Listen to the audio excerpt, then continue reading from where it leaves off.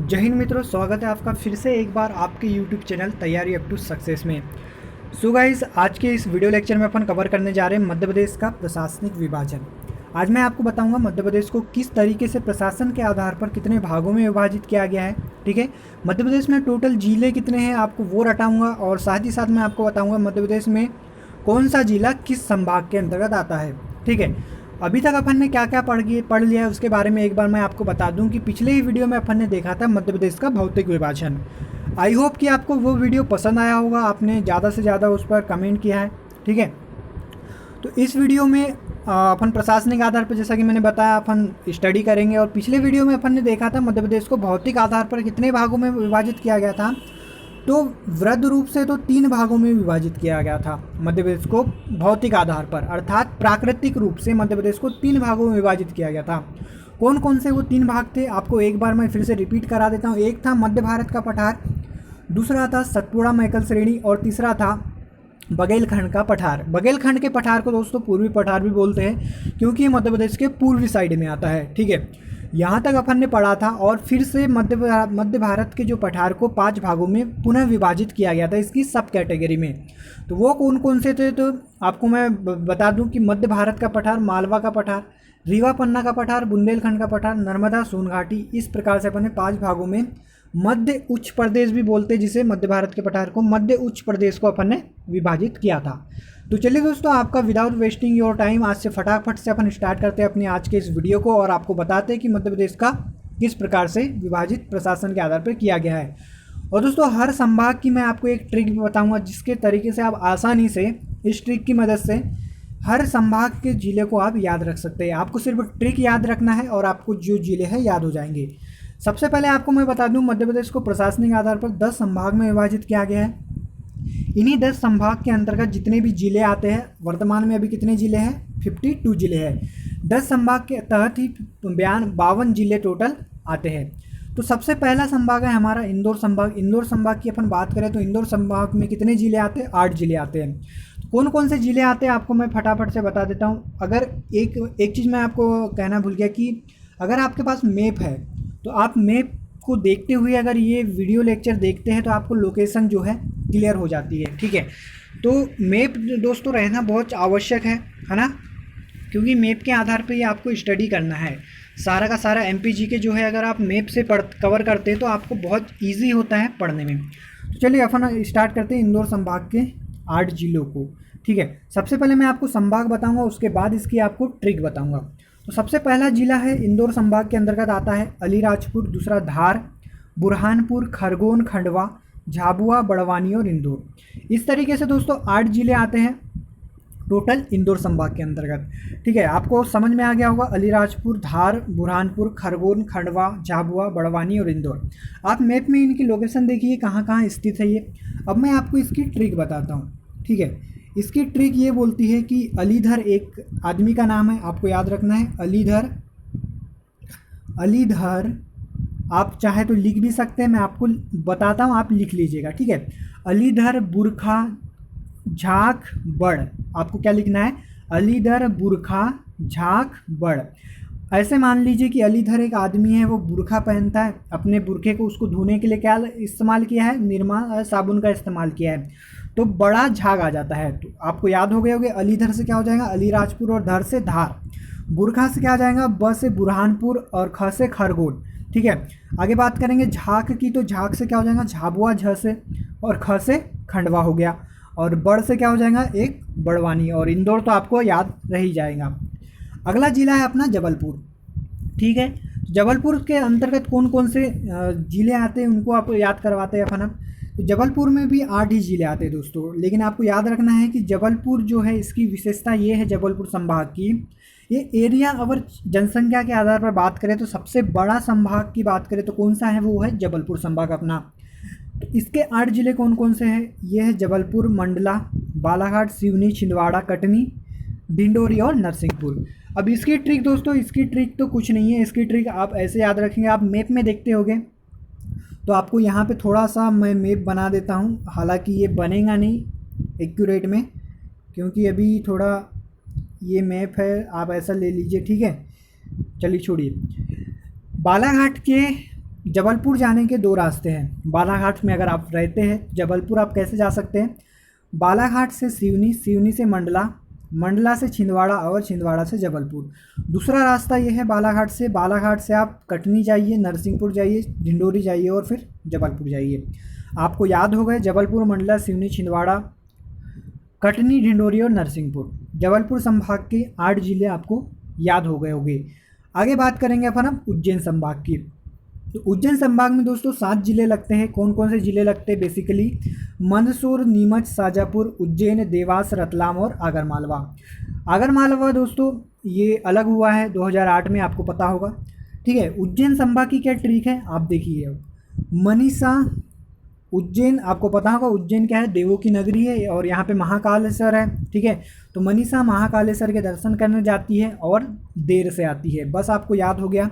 आप चाहे तो अपनी कॉपी में लिख सकते हैं। इसकी ट्रिक क्या है, मनीषा लिखिए पहले, ठीक है, और उज्जैन से देर से आती है या देर से आ। मनीषा उज्जैन से देर से आ। म से हो जाएगा मंदसौर, न से नीमच और सा से शाजापुर। आगे बात करेंगे उज्जैन, तो ऐसे ही है, उज्जैन नाम आ ही गया इसमें। दे से क्या हो जाएगा देवास और र से हो जाएगा रतलाम और आ की मात्रा से क्या हो जाएगा आगरमालवा। तो आपको मने उज्जैन के जो है 7 जिलों आपको याद हो गए हुए, आई होप। आगे बात करेंगे सागर जिले की। तो सागर भैया की अपन आप शादी करवाएंगे। 6 जिले सागर में आते हैं, आपको याद रखना है कितने जिले सागर में आते हैं, तो 6 जिले सागर में आते हैं। अब इनके जिले को याद रखने की क्या ट्रिक है, आपको ट्रिक ही फटाक से बता देता हूँ, क्योंकि ज़्यादा लंबी हो जाती है वीडियो तो दोस्तों थोड़ी प्रॉब्लम होती होगी आपको भी, है ना।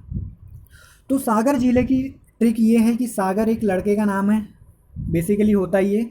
सागर भैया के दामाद होते हैं, हीरे पन्नी की अंगूठी पहनकर, टीका लगाकर, छाता ओढ़कर शादी में चल जाते हैं। ठीक है, आपको याद हो गया होगा। सागर, दमोह, पन्ना, टीकमगढ़, छतरपुर और निवाड़ी। दोस्तों बेसिकली 2018 में ही निवाड़ी टीकमगढ़ से अलग हुआ है, जिला है ये, आपको ये भी याद रखना है।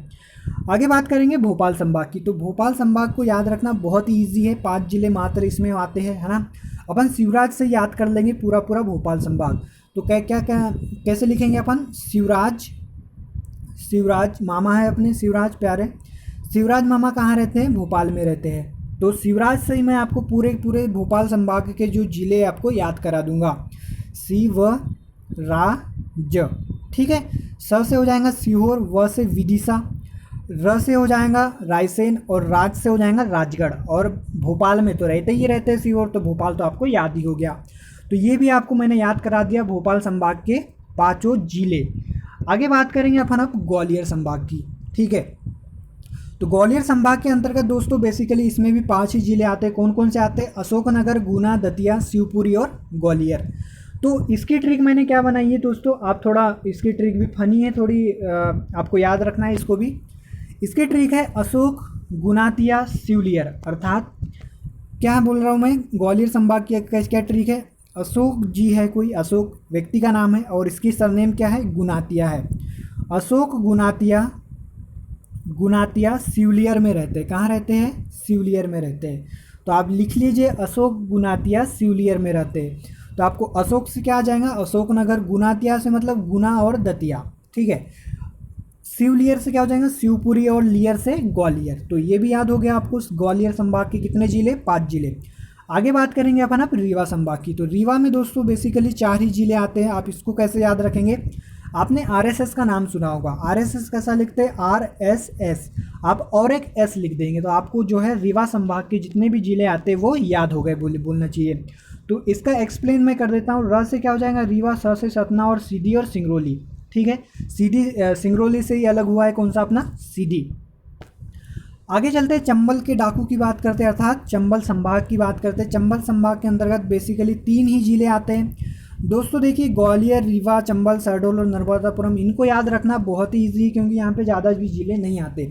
बेसिकली जो कठिन वाले जो जिले थे, उज्जैन, ठीक है, इंदौर, जबलपुर, ये थोड़े कठिन आते हैं। और सागर की तो मैंने शादी करा के आपको बता ही दिया था कि सागर जिले में कौन कौन से सागर संभाग में कौन कौन से जिले आते हैं। तो चंबल की बात करें तो चंबल के 3 डाकू आप याद रखेंगे। BMS, ये क्या है, 3 डाकू है BMS, अर्थात भिंड, मुरैना और श्योपुर। ऐसे भी आपको याद हो गए दोस्तों ये, क्योंकि सबसे ऊपर ही आते हैं चंबल संभाग। आपको पता होगा मध्य प्रदेश के मैप में, यहाँ पे मैंने मैप भी बनाया है यहाँ पे, ठीक है। तो देखिए ये जो आता है ये यहाँ से लग जाता है अपना चंबल संभाग। ये एक बार मैं फिर से आपको बता देता हूँ, यहाँ से आ जाता है चंबल संभाग, ठीक है। श्योपुर, भिंड और मुरैना तीनों पास पास में है, कोई ज़्यादा दिक्कत नहीं होनी चाहिए आपको, ठीक है। वहीं से ग्वालियर संभाग की बात करें तो ग्वालियर संभाग भी दोस्तों जैसा कि आप देख सकते हैं यहाँ पे ग्वालियर, शिवपुरी, गुना, अशोकनगर, ठीक है। इसकी ट्रिक क्या थी, अशोक, गुंतिया, सिवलियर, ठीक है। और ये दतिया आ गया, गुंतिया से दतिया आ गए। तो यहाँ के भी आपको मैंने ग्वालियर संभाग के 5 जिले याद हो गए, 1 2 3 4 और 1 5, ठीक है। ये भी याद हो गया, सागर भी यहीं पे आता है दोस्तों। तो ये मैप के आधार पर अगर आप याद करते तो आपको बहुत ज़्यादा ईजी हो जाता है याद करने में। अगला है संभाग अपना शहडोल संभाग। शहडोल संभाग के अंतर्गत कौन कौन से जिले आते हैं तो आपको याद रखना है।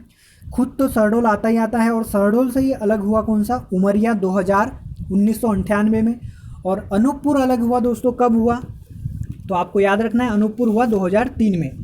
तो ये भी आपको याद हो गया होगा। शहडोल संभाग के अंतर्गत कौन कौन से जिले आते हैं, तो शहडोल के अंतर्गत आते हैं उमरिया और अनूपपुर। और शहडोल खुद आता है, उमरिया कब अलग हुआ 1998 में, और अनूपपुर कब अलग हुआ 2003 को। 15 अगस्त 2003 को 3 नए जिले बनाए गए थे, एक अशोकनगर, अनूपपुर और बुरहानपुर। अशोकनगर आपको पता है कहाँ से, अशोक गुंतिया ग्वालियर संभाग में आता है, ठीक है। आगे चलते अंतिम संभाग है अपना नर्मदापुरम। नर्मदापुरम में बेसिकली 3 ही जिले आते हैं, इसमें भी होशंगाबाद, बैतूल और हरदा, ठीक है। इसका पहले नाम होशंगाबाद आता था संभाग, इसका नाम चेंज कर दिया 2008 में। इसके बाद से ही इसका नाम क्या हो गया, नर्मदापुरम हो गया। और इसमें 3 जिले आते हैं, होशंगाबाद, बैतूल और हरदा। इसको भी याद रखना, कोई ज़्यादा डिफ़िकल्ट काम नहीं है क्योंकि इसमें 3 ही जिले आते हैं। तो यहाँ तक अपन ने बात करी बेसिकली पूरे जिलों की। आई होप कि आपको ये समझ में आया होगा। आगे बात करेंगे अपन अब कर्क रेखा की। जैसा कि आपको पता होगा दोस्तों, मध्य प्रदेश को कर्क रेखा बीचों बीच से काटती है। आप मध्य प्रदेश के मैप में देख सकते हैं, यहाँ से ये यहाँ पर ही अपना भारत आता है, ठीक है। ये थोड़ा भारत का मैप बना देता हूँ मैं, ये भारत हो गया है ना, सॉरी थोड़ा, ये भारत हो गया अपना,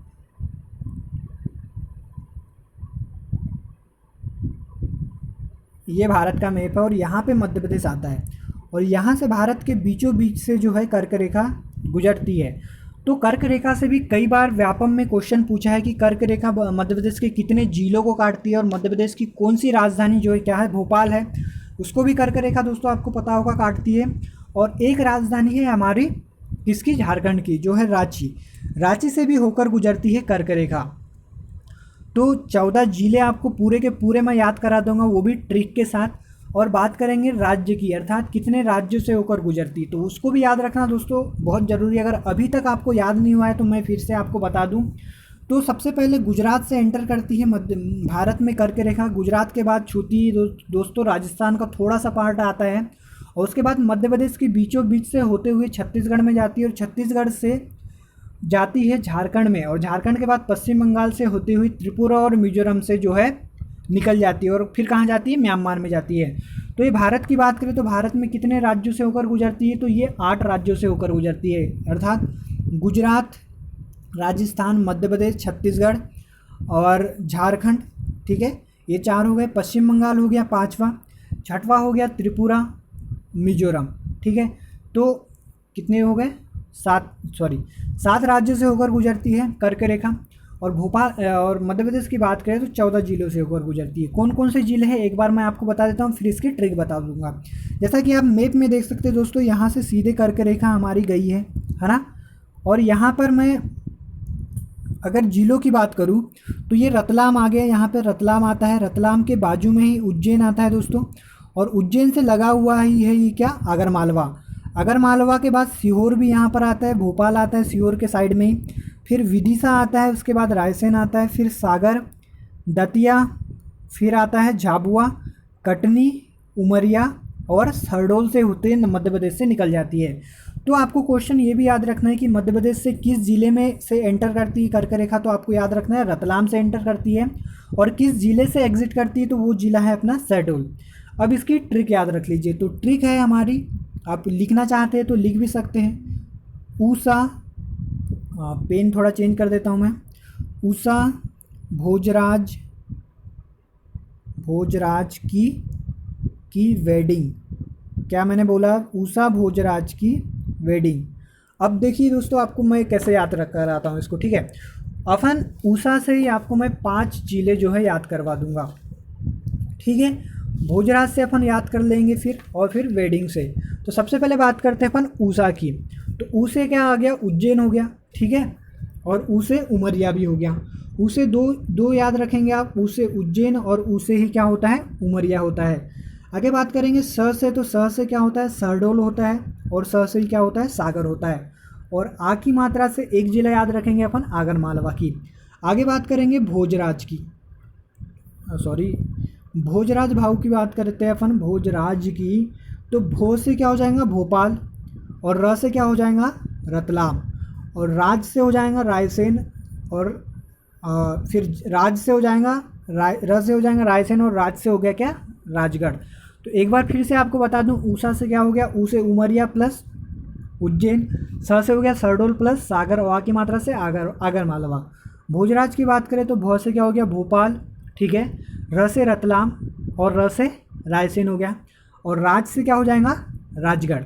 के से आप कटनी याद रखेंगे। के से क्या हो रहा है? याद रखेंगे आप कटनी याद रखेंगे। और वेडिंग की बात करें तो वेडिंग से VAD, इससे अपने को 3 याद रखना है। विदिशा, ए से हो जाएगा अनूपपुर। और डी से हो जाएगा क्या? दमोह।